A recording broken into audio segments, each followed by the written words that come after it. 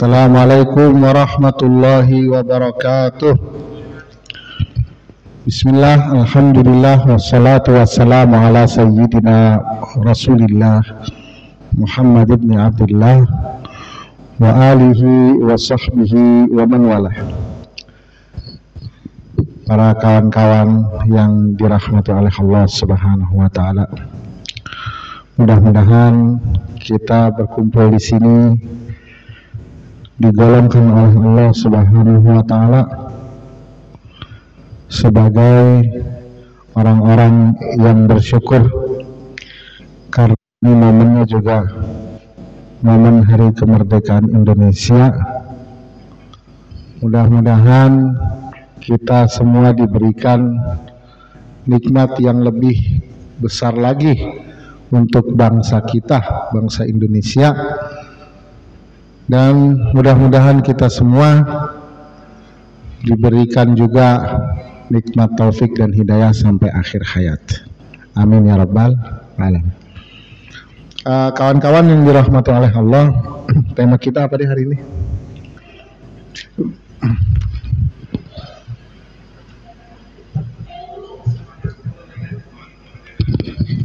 Menyambut semangat kemerdekaan dengan semangat hijrah, maksudnya begitu. Ya, karena kan kita kemarin ada momen besar. Apa momen besarnya? Kita ini di dua momen besar. Pertama, momen kita memasuki bulan Hijriah baru, yaitu Muharram. Bener nggak? Iya kan? Terus kita juga besok, ya seminggu lagi, memasuki atau menyambut hari lahirnya Indonesia Raya. Benar nggak? Hari kelahiran negara Indonesia, NKRI, betul nggak? Berarti kita diapit dua hari besar. Sebenarnya itu dua hari besar itu punya korelasi. Tahu nggak korelasinya apa antara momen hijrah atau hijriyah atau tahun baru Islam dengan momen hari kelahiran bangsa Indonesia? Ada korelasi nggak itu? Kalau mau dicari korelasinya ada. Apa korelasinya? Korelasinya adalah sama-sama ingin membebaskan diri dari cengkraman perbudakan. Kalau hijriah itu membebaskan diri dari perbudakan jahiliyah. Kalau kemerdekaan Indonesia ingin membebaskan diri dari perbudakan penjajahan. Nah, jadi punya titik temu yang sama antara momen hijriah dengan momen kemerdekaan Indonesia. Nah, kemudian apa nilai yang bisa kita petik untuk menyambut kemerdekaan ini dengan tahun baru Islam atau hijriah? Apa ininya nilai-nilainya? Yang pertama adalah ada yang namanya tadhiyah. Tadhiyah itu artinya pengorbanan. Arti daripada pengorbanan. Kan ketika berhijrah Nabi Muhammad SAW ingin mencapai satu kemuliaan, tegaknya agama Islam. Betul nggak? Sukses nggak? Sukses. Begitu juga dengan pahlawan Indonesia, ingin mencapai kebebasan dalam bernegara. Ya, kemudian mereka berkorban, sukses nggak? Sukses besar. Kalau nggak ada pengorbanan ya kita nggak ada sekarang ini, betul nggak? Iya kan? Kita nggak akan bebas hidupnya. Nah, berarti ada yang namanya tadhiyah untuk mencapai, tadhiyah itu pengorbanan untuk mencapai tujuan besar. Dan bahkan tadhiyah itu merupakan sunnatullah. Ya, pengorbanan adalah sunnatullah. Sunnatullah itu apa? Sunnatullah itu artinya bisa diartikan hukum alam. Yang namanya hukum alam, sunnatullah itu nggak berubah. Dia tetap, siapa yang berusaha dia akan menuai hasil. Itu sunnatullah. Man jadda wajada. Siapa yang sungguh-sungguh dia pasti akan menemukan tujuannya. Itu udah sunnatullah. Sunnatullah nggak berubah.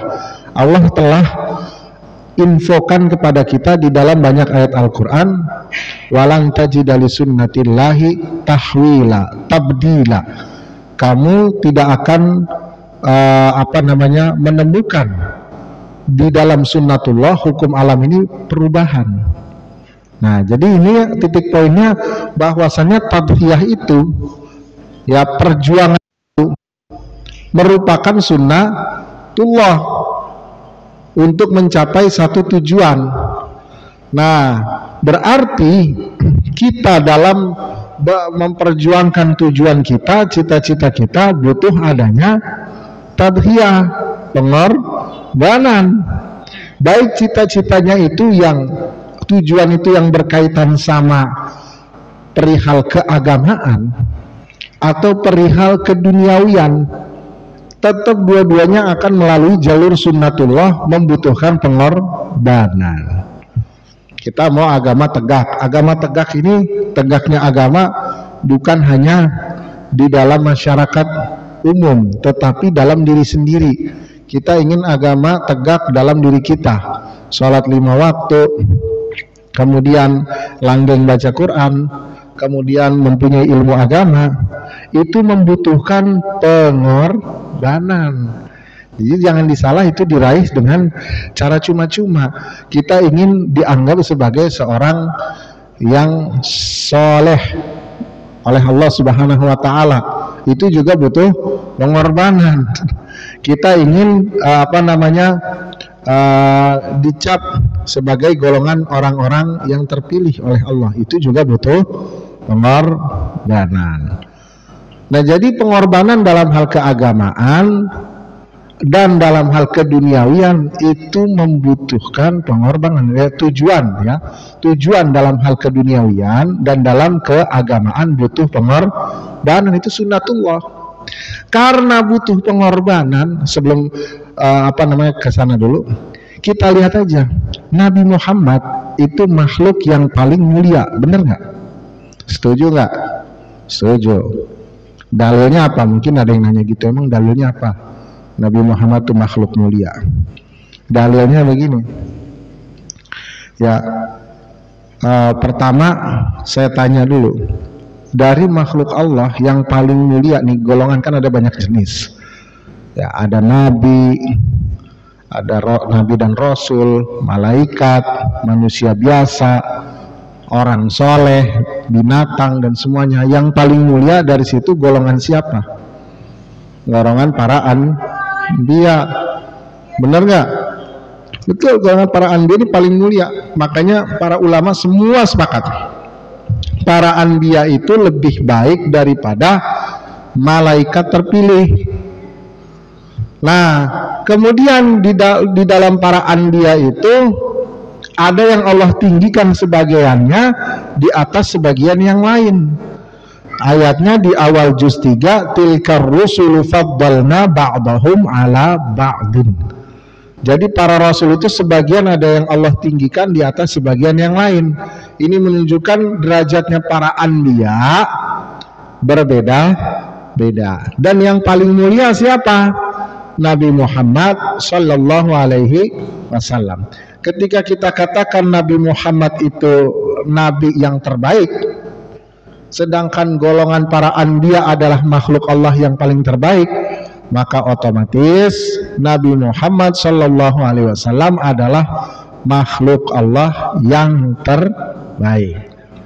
Jadi kalau ditanya antara arsy-nya Allah sama Nabi Muhammad, lebih mulia mana? Lebih mulia Nabi Muhammad. Antara Lauhul Mahfuz dengan arsy-nya Allah, lebih mulia mana? Antara Nabi Muhammad dengan Lauhul Mahfuz, lebih mulia mana? Lebih mulia Nabi Muhammad. Nah, Nabi Muhammad makhluk Allah yang paling mulia. Ketika ingin menegakkan agama Islam di Jazirah Arab, di Hijaz, Mekah, itu melalui fase enggak? Melalui fase. Pertama, dakwah dengan cara sembunyi, betul nggak? Kemudian dakwah secara sembunyi, diketahuin, dicaci maki, ya. Kemudian dapat wahyu Rasulullah untuk berhijrah. Jadi butuh proses. Maksud saya adalah Nabi Muhammad, makhluk yang paling mulia, dalam menegakkan tujuannya itu membutuhkan proses dan pengorbanan. Ini Nabi Muhammad loh, makhluk yang paling mulia. Jadi nggak kucuk-kucuk tuing, jadi nggak kucuk-kucuk mentang-mentang makhluk yang paling Allah sayang tanpa ada proses. Enggak, Allah mampu menjadikan itu semua, menjadikan semuanya dengan cara cukup menyatakan kun fayakun, langsung jadi. Tetapi di sisi lain Allah nggak bakalan mengingkari janji, ya Allah nggak bakalan menyalahi hukumnya sendiri, bahwasannya semua atau segala sesuatu yang besar membutuhkan proses. Makanya di dalam akhir surat Yasin kalau Allah menyatakan kun fayakun, tetapi di dalam ayat lain Allah menyatakan menciptakan langit dan bumi 6 hari. Nah, berarti ada proses nggak? Ya, itu emang hukum alam, dan ini berlaku buat seluruh makhluknya Allah, terutama para manusia, termasuk juga Nabi Muhammad Sallallahu Alaihi Wasallam. Jadi Nabi Muhammad sirah nabawiyahnya, kisah hijrahnya itu mengajarkan kita dalam mencapai tujuan dan cita-cita membutuhkan proses dan pengorbanan. Begitu juga pahlawan Indonesia yang mereka mencontoh jejaknya Nabi Muhammad, menunjukkan bahwasannya kemerdekaan yang cita-cita terbesar rakyat Indonesia itu nggak diraih kucuk-kucuk, tanpa proses, tanpa pengorbanan, langsung tuing dapat. Nah, ini yang harus ditanamkan oleh umat Islam. Artinya begini, saya menemukan mengkritik sosial ya, ada beberapa sebaran dari postingan di mana di situ diajarkan seseorang itu bertawasul. Tawasul boleh kepada para aulia yang sudah wafat, tapi tawasulnya di sini biar dapat duit. Bagaimana tawasulnya? Tawasalna bil fulus yasir lana. Jadi pengen dapetin duit tapi dengan cara berqasidah. Ini kan seakan-akan menanamkan di dalam otak umat bahwasanya cukup kita berqasidah duit datang. Enggak begitu ceritanya, hukum alam tetap berlaku. Nabi Muhammad aja yang makhluk paling mulia itu membutuhkan proses dan pengorbanan. Enggak cuma nulis di tembok tempel di sini husang, enggak ada. Enggak bakalan ada. Nabi Muhammad makhluk paling mulia. Justru karena makhluk paling mulia ini, ya Allah lebih berhak untuk memberikan secara tuing tanpa proses. Tapi nyatanya enggak, Nabi Muhammad enggak diberikan sesuatu itu asal gratis. Nah, ini kita harusnya menanamkan di dalam diri kita bahwasannya tujuan besar dalam hidup kita, ya dalam menegakkan agama, dalam meraih hal-hal yang kita anggap baik dalam kehidupan duniawi itu diraih dengan cara proses dan pengorbanan. Maka dari itu umat Islam harus ditanamkan jangan ada namanya mager. Kenapa? Karena kalau udah ada sifat itu, maka dia tidak akan mau berproses dan berkorban. Karena malas. Makanya salah satu doa Nabi Muhammad SAW yang sering diucapkan adalah doa agar terhindar dari sifat malas. Karena kalau orang malas tuh nggak mau berproses, bener nggak? Orang malas nggak mau berkorban, ya malas, betul nggak? Kalau dia nggak mau berproses dan mau berkorban, ya nanti nggak dapat apa yang diusahakan. Nggak bisa semuanya tuing. Pernah nggak dengar siapa orang terkaya di dunia sekarang?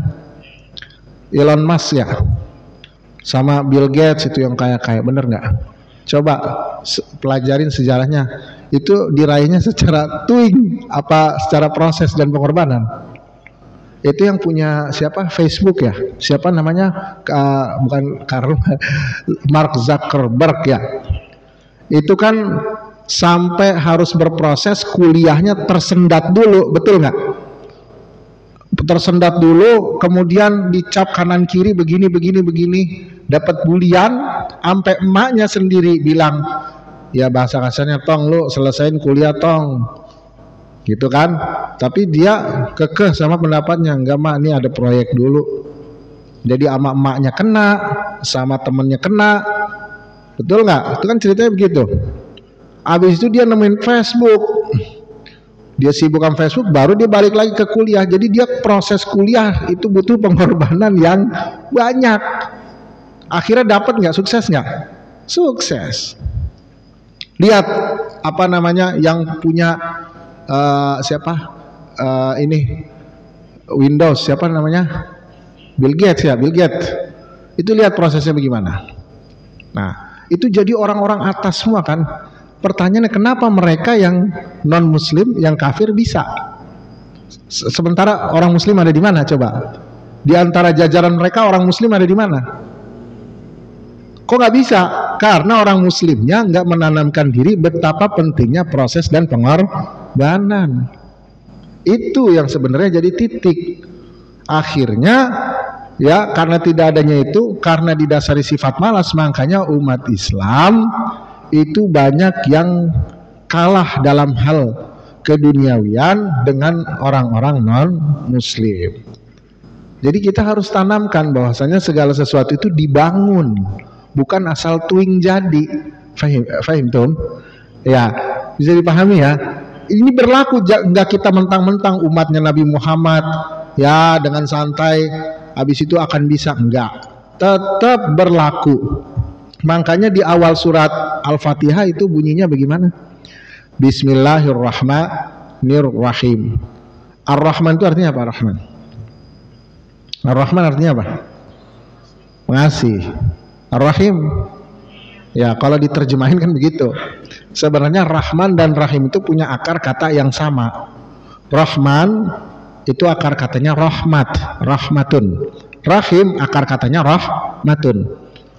Berarti Rahman dan Rahim itu dua kata, akarnya satu, yaitu rahmat. Definisi rahmat apa? Nah, rahmat itu apa rahmat? Rahmat definisinya apa, Pin? Kita mengharapkan rahmat Allah. Apa itu rahmat? Rahmat itu definisinya yang simpelnya dia adalah ihsan dari Allah. Ihsan dari Allah itu kebaikan yang Allah berikan kepada kita. Itu namanya rahmat. Berarti Rahman dan Rahim itu artinya adalah Allah Subhanahu wa taala mempunyai sifat memberikan kebaikan kepada hambanya. Nah, cuman poinnya di sini apa bedanya Rahman dan apa bedanya Rahman dengan Rahim? Kan akar katanya sama, tapi ada dua kata, nggak mungkin dong katanya terulang. Kan nggak mungkin saya mengartikannya begini dengan menyebut nama Allah yang memberikan rahmat lagi memberikan rahmat. Bisa nggak begitu? Nggak bisa, pasti kan harus ada beda. Bedanya Rahman dan Rahim apa? Nah, ini kalau kita kembalikan ke ilmu sharaf, ya kita lihat nih dari imbuhan. Berapa kata pada Rahman? Rahman itu ada berapa kata? Ro, ha, mim, alif, nun. Betul nggak? Yang Rahim berapa kata? Ro, ha, ya, mim. Berapa? 4. Di dalam ilmu sharaf, semakin banyak huruf, semakin banyak makna. Nah, ini sekarang antara Rahman dan Rahim mana yang lebih banyak? Rahman. Berarti Rahman lebih banyak mengandung makna rahmat daripada Rahim. Maksudnya bagaimana? Para ulama menjelaskan rahmat yang terkandung pada Rahman meliputi orang muslim dan meliputi juga orang kafir, orang non muslim. Jadi orang muslim dan non muslim dikasih rahmat nggak sama Allah? Dikasih berdasarkan sifat Allah yang maha rahman. Tapi itu di dunia. Sedangkan rahim adalah rahmat yang khusus, hanya diberikan kepada orang mukmin ketika di sorga. Sekarang kita ada poinnya di Rahman. Berarti ketika di dunia dengan sifat Rahmannya Allah, orang Muslim dapat rahmat nggak? Orang non Muslim dapat rahmat nggak? Ingat tadi rahmat itu adalah kebaikan yang Allah berikan kepada hamba. Jadi di dunia ini mau orang Muslim, mau orang non Muslim, mau orang beriman, mau orang kafir, semuanya diberikan kebaikan sama Allah. Kita temukan lah orang kafir kok banyak banget nih yang dapat kebaikan di dunia. Bener nggak? Kita kan akan lantas mengatakan ini istidraj, bener nggak? Betul kan gitu kan? Memang itu istidraj. Tapi kebaikan nggak? Kebaikan. Jadi orang kafir juga diberikan kebaikan. Cuman poinnya adalah kenapa orang kafir bisa diberikan kebaikan di dunia juga?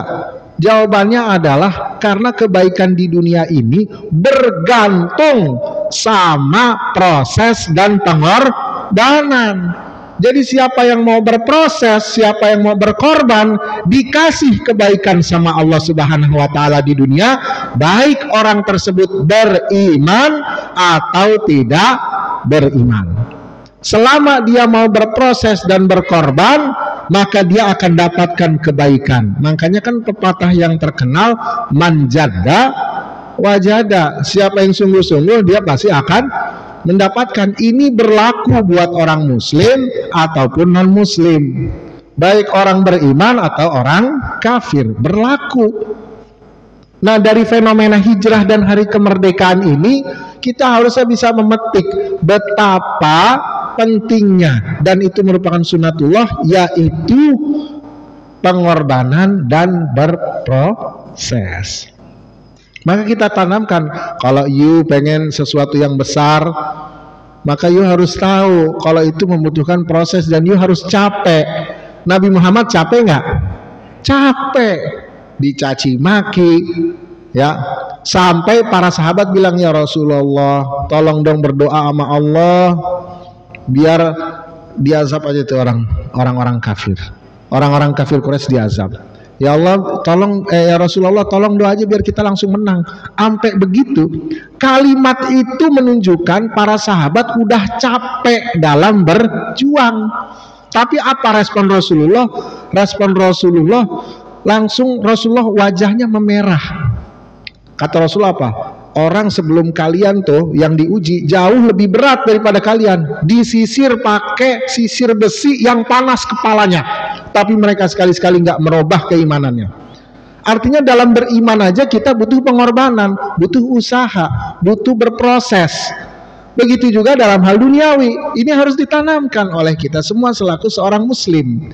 Jangan sampai kita pola pikirnya tuh pola pikir twing, jadi nggak ada proses. Makanya salah satu yang diingatkan oleh Rasulullah kepada umat Islam adalah jangan kita hidup itu asal ngawur, jalan tanpa tujuan. Jadi harus ada tujuannya.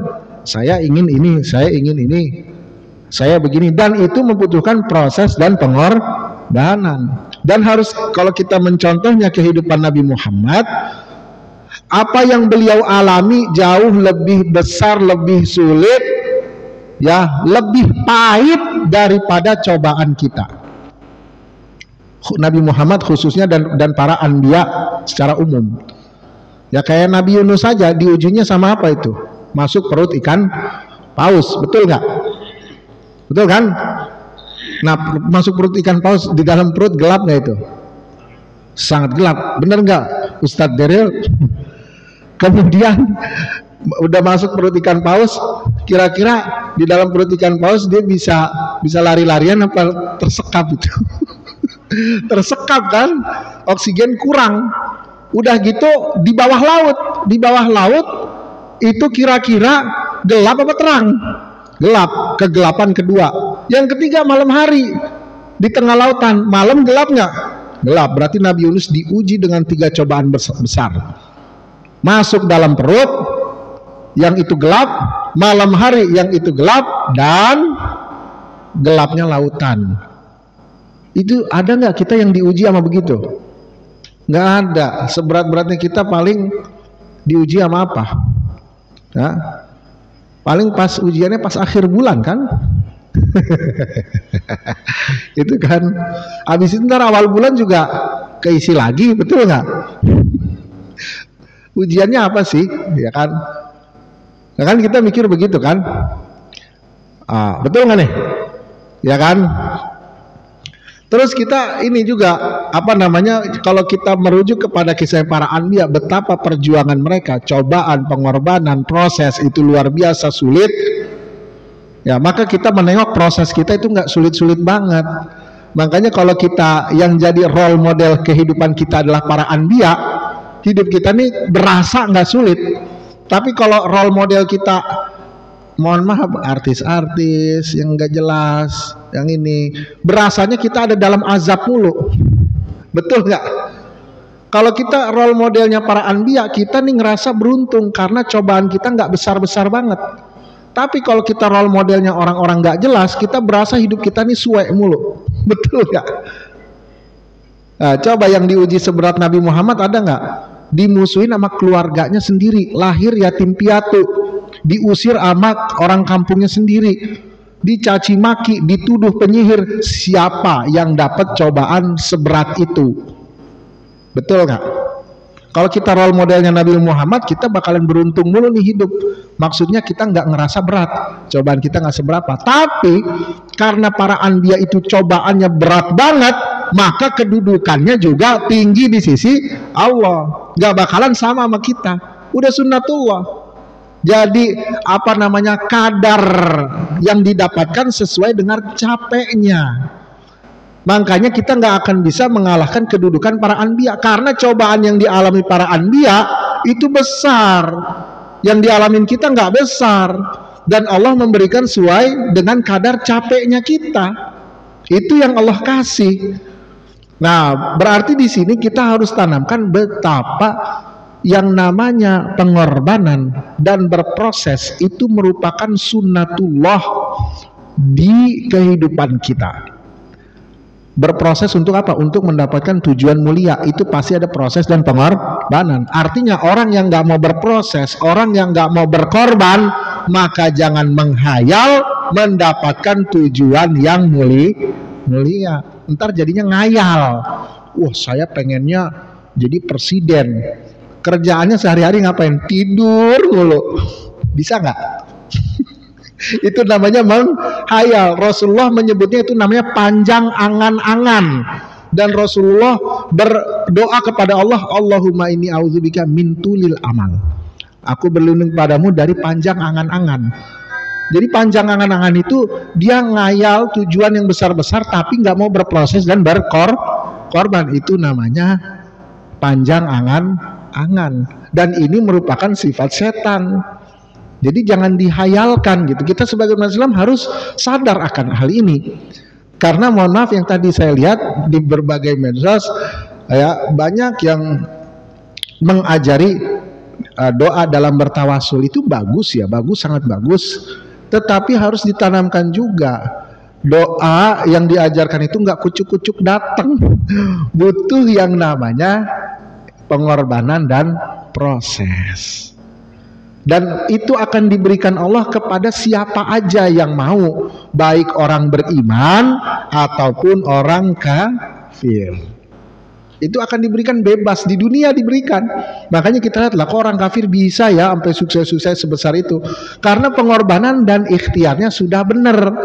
Sementara yang orang muslim mager, nggak mau berproses, nggak mau berkorban, tapi pengennya dapat yang mulia. Kira-kira menghayal apa enggak itu?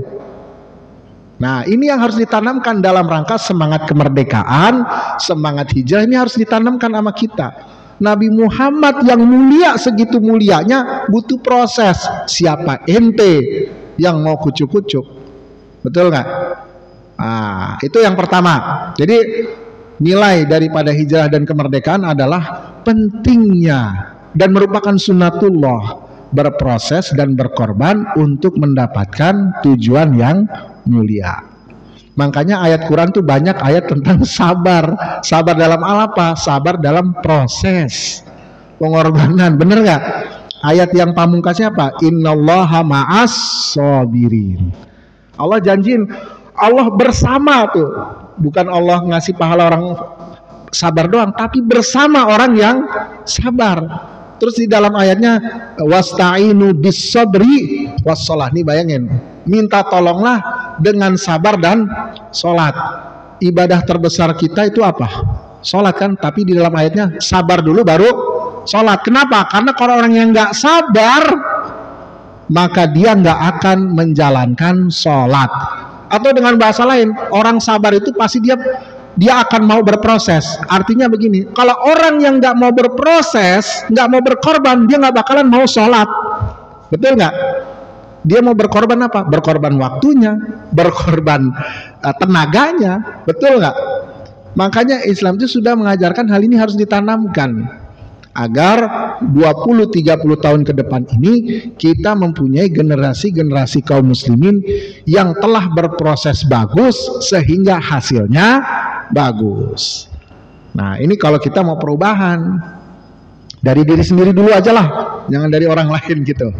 Kita lihat ini, kita dalam beragama tujuan kita apa? Misalnya dalam beragama, oh saya dalam 10 tahun ke depan saya harus menguasai ilmu dasar agama Islam yang saya bisa ajarkan kepada keluarga saya, anak-anak saya. Berarti harus berproses dari sekarang, nggak tuing jadi. Itu harus dicatat. Ini dalam hal keagamaan. Oh, dalam 10 tahun ke depan saya ingin misalkan mempunyai usaha yang banyak sekian. Ya berarti harus mau berproses dari sekarang. Tuing jadi lalu semua kayak apa namanya? Ada permintaan dari apa? Jin ini apa yang botol tuh, berikan 3 permintaan. Nggak begitu hidup, butuh proses panjang. Nah, ini Islam udah mengajarkan betapa pentingnya hal ini. Kita malu gitu sama Nabi Muhammad kalau kita apa namanya tidak memahami dan menjalankan serta berbuat, berproses, berkorban dalam hal agama ataupun dalam hal duniawi. Dalam hal agama kayak tadi tuh misalnya, ya. Jadi harus dicari. Nah, makanya tadi saya mau sampaikan ayatnya apa itu yang berkaitan dengan pengorbanan. Allahumma sholli ala sayyidina Muhammad, saya lupa. Nanti kalau datang lagi ilhamnya saya sebutkan. Nah, itu yang poin pertama. Poin kedua adalah bahwasannya kita ini kan tadi pengorbanan ya. Yang kedua adalah kita diajarkan dari momen hijriyah ini sama momen 17 ini agar kuat dalam menjalankan proses, kuat atau sabar atau kuat mental dalam mencapai tujuan. Jadi nggak membleh gitu. Makanya kalau kita lihat nih, Rasulullah itu dulu jalannya bagaimana dalam kitab hadis. Rasulullah itu jalannya semangat. Kalau dilihat Rasulullah jalannya nggak letoy, jadi nggak begini. Karena itu jalan kan itu letoy gitu. Petang-tang, teng-teng. Rasulullah jalannya tegap, semangat, tapi kelihatan tawadu, nunduk. Artinya ketika orang ini ngelihat Rasulullah itu nggak ada kesan letoy, nggak ada kesan lenje gitu. Lenje itu manja gitu, gitu kan, nggak ada begitu. Ini di dalam kitab begini, itu diajarkan kita buat umat itu tidak boleh seperti itu.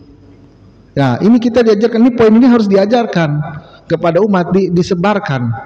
Ya, jadi kita ini dalam beragama Islam mencontoh Nabi Muhammad bukan hanya sekedar kita dengar cerita Nabi, bukan hanya sekedar kita memuji, berqasidah, bersolawat, tetapi kita harus tahu juga bagaimana Rasulullah dalam menjalani kehidupan. Rasulullah sebagai insan yang kalau dilihat itu insan yang semangat, insan yang punya harapan hidup. Ada orang kalau berjalan tuh kayak nggak punya harapan hidup. Betul gak? Aduh, kayaknya letoy banget. Kenapa demikian? Allah Subhanahu wa Ta'ala melarang kita buat putus asa. Kadang-kadang nih kita dalam diri kita kayaknya nggak ada harapan hidup. Kalau kita udah sampai hal begitu, berarti kita sudah suuzon sama Allah. Kayaknya nih nggak bakal apa namanya ada jalan keluar. Tahu nggak nih? Apa namanya Siti Hajar kan melahirkan nama anaknya siapa? Ismail. Waktu itu kan kehausan kan? Karena ditinggal Nabi Ibrahim, bekal nggak ada kan? Bener nggak? Abis itu ngapain Siti Hajar? Lari dari sofa ke Marwah. Nyari apa? Nyari air. Bergerak nggak? Apa diem aja di tempat? Bergerak. Siti Hajar bergerak, nggak diem doang di tempat. Aduh, mana minuman ya? Ya gimana mau dapat minuman? Bergerak juga enggak. Betul nggak? Bergerak Sayyidah Hajar cuma muterin sofa dan Marwah. Kalau kita pikir ya, itu kan udah jelas-jelas di tengah gurun pasir yang pasti nggak ada air. Tapi kenapa Siti Hajar tetap bergerak? Kalau kita tanya bisa dengan pertanyaan yang lebih lantang. Andai kata itu bukan Siti Hajar, kita bisa bilang begini, ente ngapain lari-lari? Udah tahu di gurun pasir nggak ada air, ngapain ente lari-lari nyari air? Bener nggak? Poinnya apa dari situ? Kemudian abis itu Allah wahyukan injek kakinya ke bawah, baru keluar air. Kenapa Allah Subhanahu wa taala nggak langsung tiba-tiba nurunin air hujan ya, atau muncurin air? Bisa nggak begitu Allah? Bisa. Tapi kenapa Siti Hajar dibiarin dulu lari-lari sampai berapa kali tuh? 7 kali. Aywa, itu der. Jadi betapa pentingnya kita untuk bergerak, berikhtiar.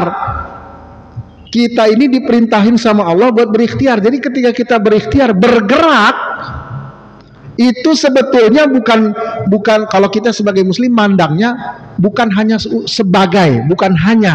sebagai perantara kita buat mendapatkan hasil, tapi itulah perintah Allah Subhanahu wa taala. Artinya ketika kita di satu posisi yang menurut kita kayaknya nggak akan membuahkan hasil, tetap kita diperintahkan untuk bergerak, untuk berikhtiar. Karena seakan-akan dalam kisah ini Allah berbicara bahwasannya nggak penting ente terlalu memikirkan hasil. Jalankan dulu perintah Allah berupa ikhtiar. Adapun hasil Allah bisa kasih dari manapun yang kadang ente nggak pernah tahu. Makanya di dalam surat At-Tolak waman yattaqillaha yaj'al lahu makhraja. Siapa yang bertakwa kepada Allah, niscaya akan dijadikan jalan keluar. Wa yarzuqhu min haitsu la yahtasib, dan Allah akan kasih rezeki dari yang tidak diduga. Artinya ada tuh satu momen di mana manusia nggak menduga ternyata rezekinya ada di situ. Dan yang paling penting adalah manusia bergerak dulu, berikhtiar dulu. Itu perintah Allah. Jadi ketika kita berikhtiar, nggak usah juga kita terlalu mikir, wah kayaknya nggak membuahkan hasil, nggak membuahkan. Yang penting ikhtiar dulu, usaha dulu, itu yang paling penting. Kadang analisa kita meleset, betul nggak? Kita analisa, wah nih sini nggak ada nih, nggak mungkin kan gitu. Kita sebagai orang Muslim berikhtiar, yang beda ikhtiar kita dengan orang kafir. Kalau orang kafir meyakini ikhtiar itu sebagai pencipta keberhasilan. Kalau kita orang muslim nggak meyakini begitu. Kita meyakini ikhtiar adalah perintah Allah dan yang menciptakan keberhasilan adalah Allah. Artinya kalau ikhtiarnya A, boleh jadi A ini melahirkan B. Boleh jadi bukan A yang melahirkan, tapi C yang melahirkan B. Itu dia sudut pandang yang berbeda antara kita dengan orang beriman. Yang poinnya adalah kita sebagai umat Islam itu diajarkan oleh Allah Subhanahu wa taala bahwasannya yang terpenting, yang pertama adalah ikhtiar. Itu yang harus ditanamkan. Itu yang harus kita laksanakan dalam kehidupan sehari-hari. Makanya nggak ada kamus namanya putus asa di dalam Islam. Putus asa, ya kemudian apalagi namanya berhenti berharap. Itu bukan kalau kita mengaku sebagai umat Nabi Muhammad harus menjauhi hal demikian. Kalau putus asaan itu nggak bakalan Islam ini nyampe ke Indonesia, bener nggak? Kalau putus asaan itu nggak bakalan Indonesia merdeka. Udah dijajah 360 tahun. Ya udahlah, udah 3 abad ngapain? Mendingan kita ini aja, betul nggak? Kalau putus asaan begitu nggak lahir nih bangsa Indonesia. Kalau putus asaan umat Islam nggak bakal mungkin Daryl sekarang lagi pakai gamis duduk di asyarif. Kalau dulu umat Islam yang pertama itu putus asaan, nggak mau ikhtiar, nggak bakalan nih Daryl lagi duduk pakai peci, sekarang pakai peci hijau. Ini semua diajarkan Nabi Muhammad betapa pentingnya ikhtiar, dan kita serahkan hasilnya sama Allah. Nah itu dia yang poin daripada hijrah dan 17 Agustus. Saya singkat aja. Jadi inti pertama adalah kita diajarkan dari kedua momen ini bahwasannya usaha dan proses atau pengorbanan merupakan sunnatullah, dan yang kedua kita diajarkan betapa pentingnya ikhtiar, dan ikhtiar itu bukan sekedar sebagai kita meyakininya sebagai pembuat keberhasilan, tetapi itu adalah perintah Allah Subhanahu wa Ta'ala. Kita diperintahkan berikhtiar sekalipun kita ada di dalam kondisi yang menurut kita nggak memungkinkan kita untuk berhasil. Nah itulah yang bisa dipetik dari momen hijrah dan kemerdekaan kita. Mudah-mudahan bisa bermanfaat buat kita semua.